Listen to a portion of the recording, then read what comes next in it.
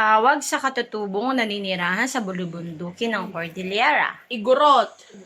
Mga itnig na naghimagsik noong Si 1625. Miguel Lana, tapos si Ala Banban. Misyonerong kasama ng paring Dominican na pinatay noon ng mga itnig. Si Onofero Palaw. Paring Dominican na pinatay ng mga itnig noong 1627. Ano pa? Paring Dominican na Si Alonso Garcia. Gobernador General na pumigil sa rebelyon ng mga itnig noong 1627. Si Fernando de Silva. Kura ng Ilocos na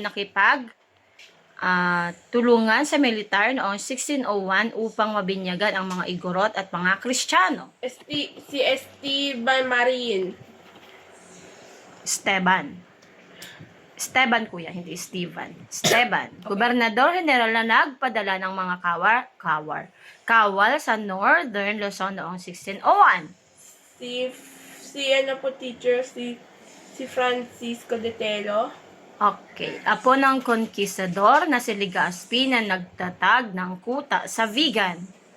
Si Juan de Salcedo. Nagtangkang sumakop sa Cordillera noong 1571. Si Miguel Lopez de Legazpi. Sunod. Salitang